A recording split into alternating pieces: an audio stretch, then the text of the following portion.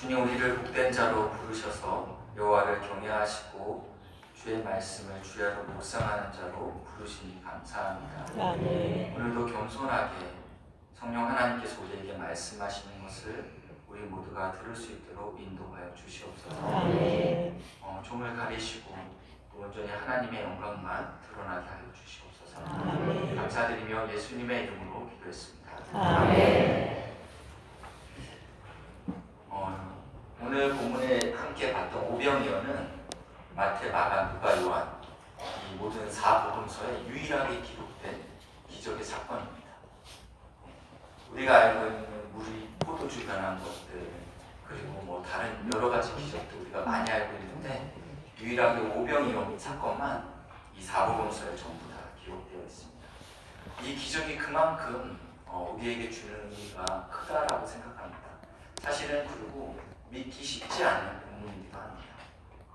그래서 자유주의 신학자들은 이 본문을 해석할 때 한 아이의 헌신과 수고가 많은 어른들을 부끄럽게 했다.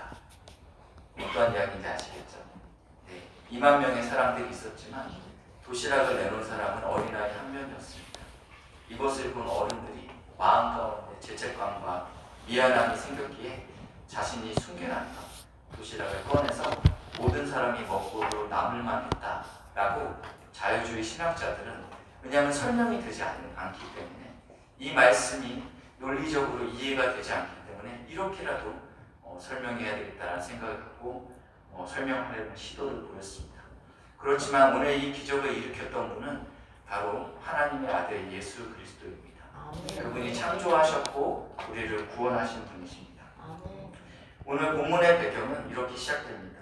예수님의 제자들이 둘씩 주의 복음을 전하기 위해서 파송받았습니다. 귀신을 쫓아내는 권능도 주셨다라고 말씀하고 있습니다. 놀라운 기적의 역사들이 이제는 예수님뿐만 아니라 그의 제자들을 통해서도 드러냈습니다.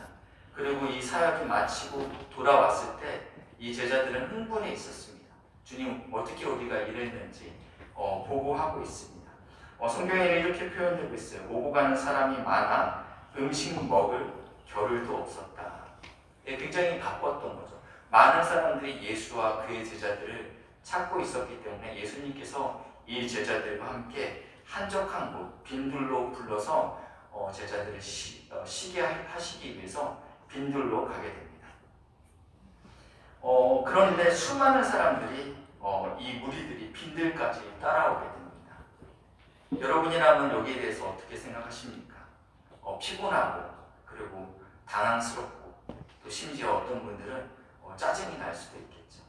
내가 이렇게 애쓰고 수고했는데 이만한 밥 먹을 시간도 없기 때문에 나는 지친다, 힘들다 이렇게 생각할 수 있을 거라고 생각합니다.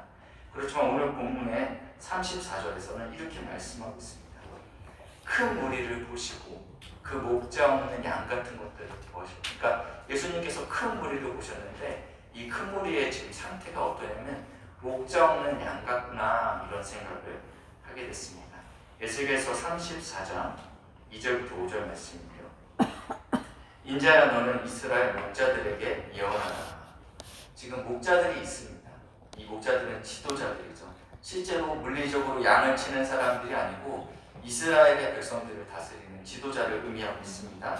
그들 곧 목자들에게 예언하여 이르기를 주 여호와께서 이같이 말씀하시되, 이 목자들에게 어떤 예언을 하라고 했냐면, 자기들만 먹는 이스라엘 목자들은 화 있을진저 목자들이 양떼를 먹이는 것이 마땅하지 아니하냐.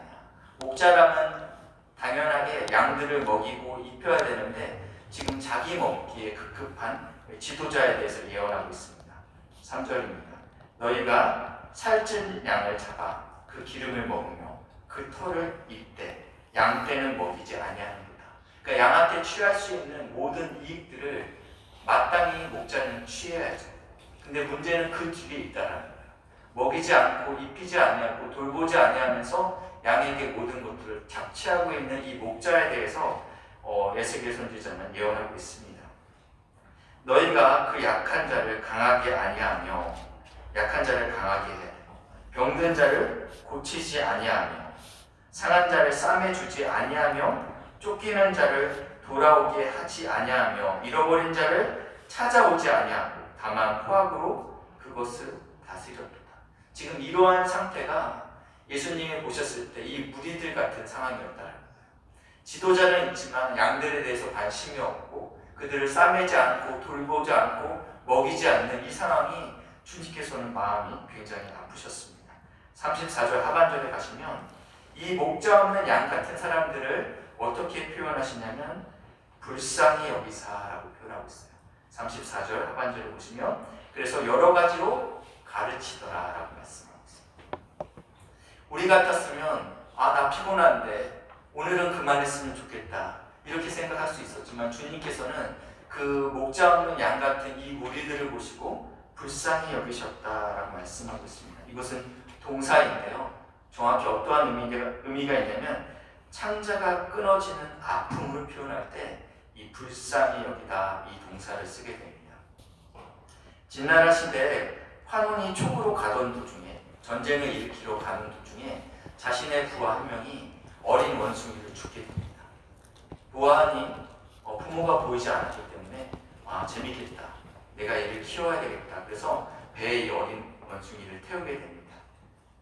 근데 배가 이제 강을 따라서 가고 있는데 이 해안선을 따라서 커다란 원숭이가 비명을 지르면서 쫓아오고 있어요.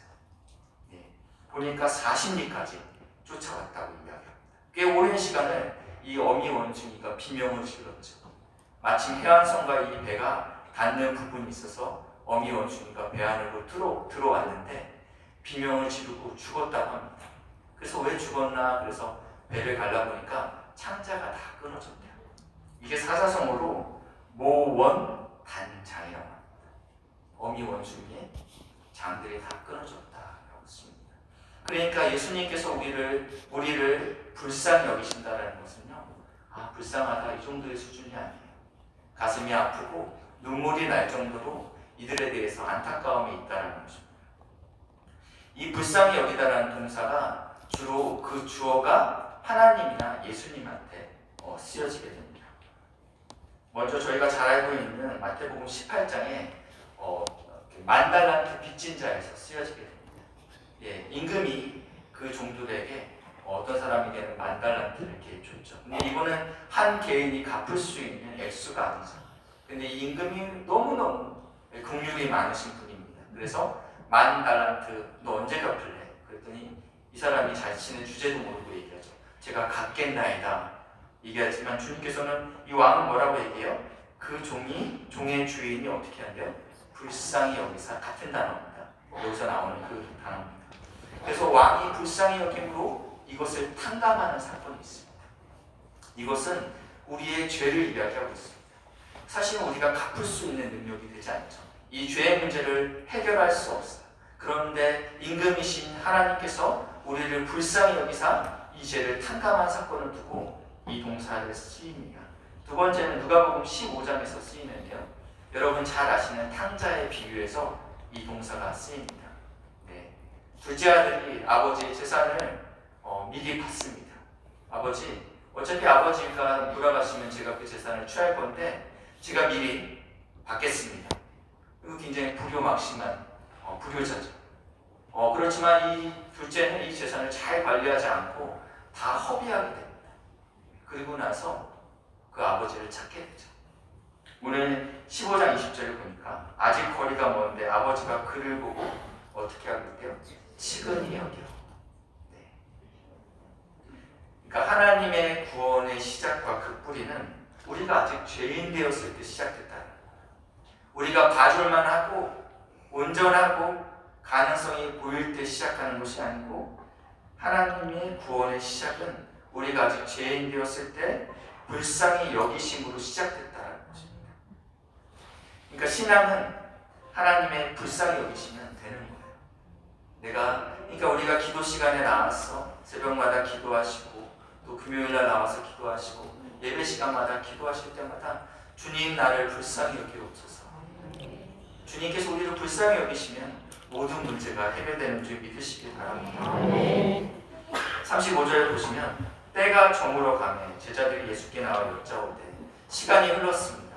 예수님께서 많은 이적과 또 병고침과 또 가르침을 보이셨습니다. 때가 저물어가며 제자들이 예수께 나와 여짜오되 이곳은 빈들입니다. 날도 저물어 가니 무리를 보내어 두루 촌과 마을로 가서 무엇을 사 먹게 하옵소서. 지금 시간이 굉장히 지체되고 있습니다. 또 해가 지고 있는데 이 2만 명의 사람들, 2만 명이라고 나와 있지는 않지만 남자 장정이 5천 명이라고 하니까 여성과 또 우리 아이들까지 하면 최소 2만은 되지 않았을까라고 생각합니다.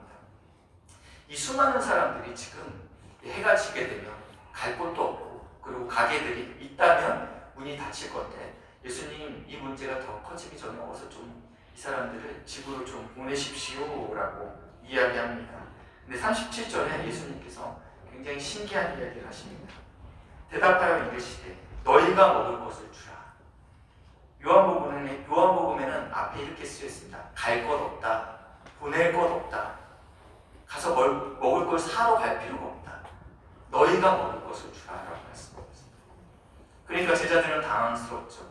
여짜오되 우리가 가서 만약에 이 사람들에게 각 사람에게 조금씩 받게 할지라도, 그러니까 아주 조금씩 허기를 채울 정도의 아주 적은 양을 줄지라도 대충 계산해 보니까 200데나리온의 그런 재정이 필요합니다. 주님.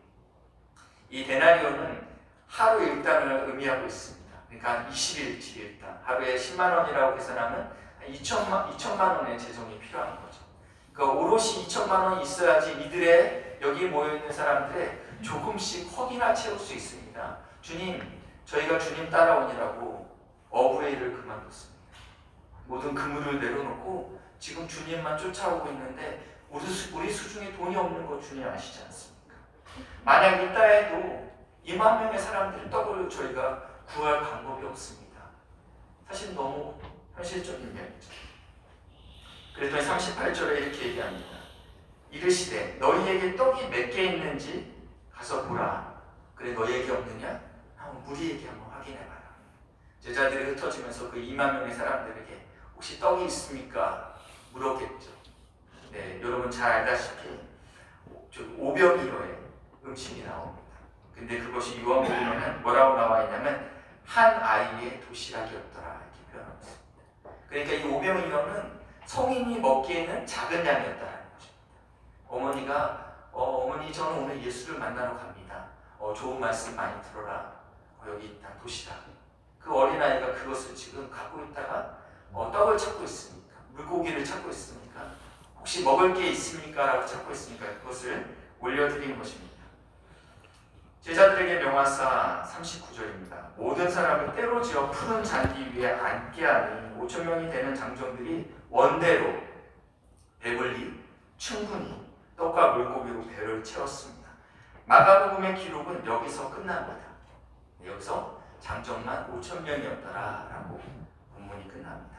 제가 이제 이 오병이어 사건은 사복음서에 다 기록됐다고 얘기했는데 감사하게 요한복음에 이 뒷이야기가 좀 자세히 나와 있습니다. 무리들의 반응이 폭발적이었습니다.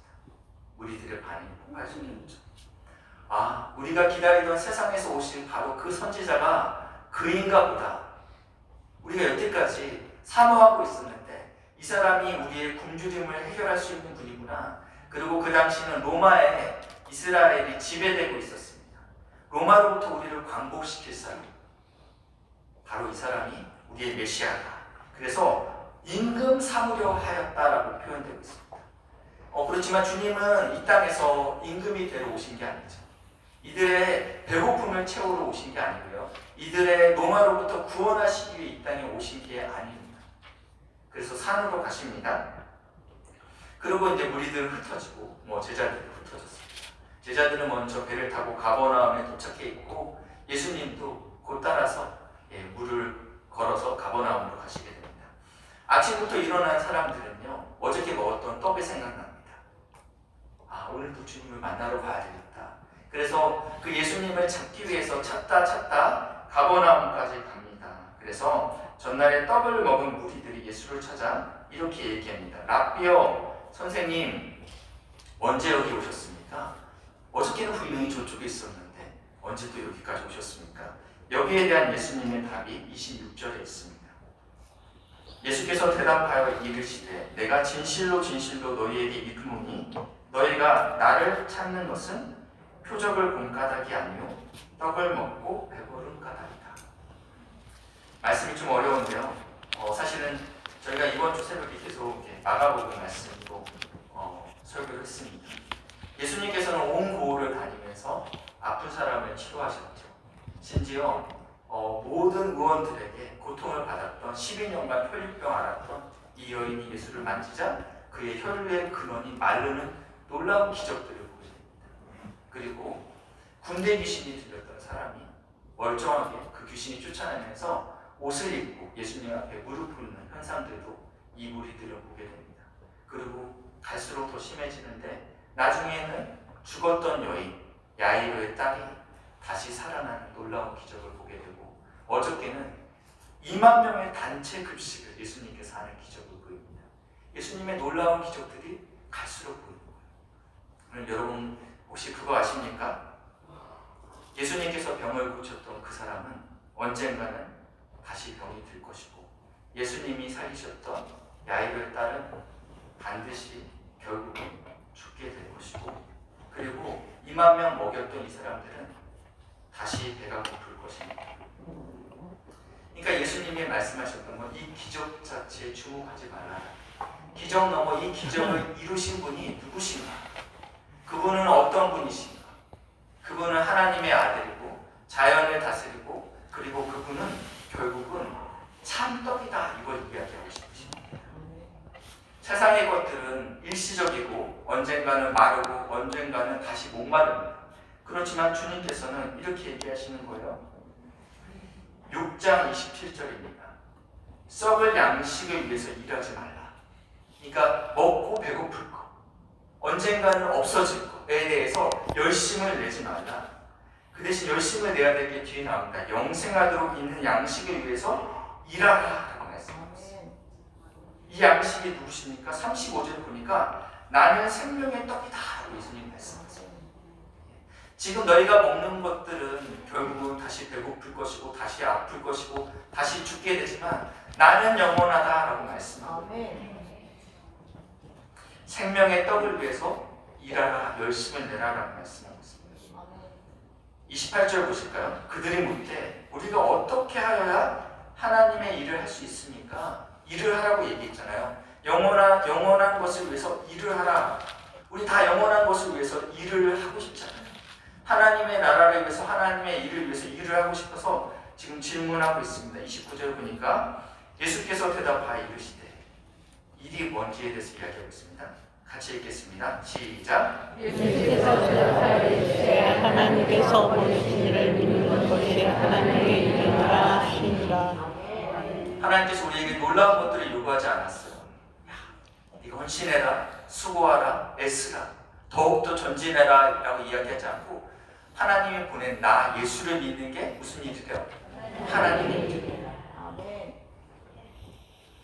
하나님의 일은 예수 그리스도를 믿어드리는 거예요. 그분이 어떤 분이신지 믿어드리는, 얼마나 위대하시고 나를 위해 행하신 일이 무엇인지 믿어드리는 것입니다. 빈들에서 예수님께서 제자들에게 알 수 없는 명령을 하십니다. 뭐라고 하셨죠? 너희가 먹을 것을 주라. 주님께서 말씀하셨던 것은 너희가 200데나리온을 가져와서 이들에게 우리 양식을 주라라고 말씀하신 게 아니에요. 예수님의 참 의미는 너희가 이들에게 참떡인 예수를 주어라 라고 지금 제자 공동체 그리고 21세기에는 교회 공동체에게 그 사명을 주셨다는 거예요. 오늘도 주님께서 우리에게 말씀해요. 신성교회에게 말씀하시고 또 지역에 있는 많은 교회에게 말씀해요. 너희가 세상에 나를 모르는 자들에게 목마른 자에게 예수를 주는 것이 나의 일이다 라고 말씀하고 있다는 것입니다. 그럼 우리가 무엇이 필요합니까? 오병이어가 필요할까요? 이 오병이어는 우리가 가져야 될 최소한의 능력이나 성의, 열심을 요구하는 게 아닙니다. 오해하시면 안 돼요. 오병이어는 우리의 불가능함을 도드라지게 드러내는 표현인 겁니다. 오병이어로는요, 어린아이 한 명 먹이는 거가 전부예요. 그래서 주님께서 교회에게 오병이어를 요구하시는 게 아니라는 거예요. 너희가 얼마나 자격 없고 너희가 얼마나 무능력한지를 드러내기 위한 어떠한 장치라는 것입니다. 어떻게 이 자격 없고 능력 없는 교회 공동체가 이 무리에게 목자 없는 양 같은 이 세상을 향해서 참적인 예수 그리스도를 먹일 수 있습니까? 그것은 바로 불쌍히 여김으로 가능합니다. 무슨 말씀이냐면 왜냐하면 예수님의 국률이 우리의 구원의 기초가 되기 때문입니다. 예수님께서 먼저 우리를 사랑하셨기 때문에 우리가 그 사랑으로 그 국률로 세상을 향해서 참적인 예수를 줄 수 있다는 것입니다. 아멘. 예수님을 따르는 제자 공동체는 불쌍히 여기는 마음을 가지고 위탁받은 하나님의 일, 예수를 믿는 일을 각자의 자리에서 구제로, 섬김으로, 말씀으로 참덕이신 영원히 줄이지 않는 예수를 열방에 먹이는 것인 줄 믿으시길 바랍니다. 아멘. 기도하시겠습니다. 영원한 참덕 되신 주님을 찬양합니다. 아멘. 우리를 불쌍히 여기셔서 우리를 먼저 사랑하시고 먹이시니 감사합니다. 그리고 교회된 우리에게 이 사명을 맡기시니 감사합니다. 복된 교회가 주님의 나라를 위해서 이 사명 잘 감당할 수 있도록 인도하시고 역사해 주시옵소서. 감사드리며 예수님의 이름으로 기도했습니다. 아멘.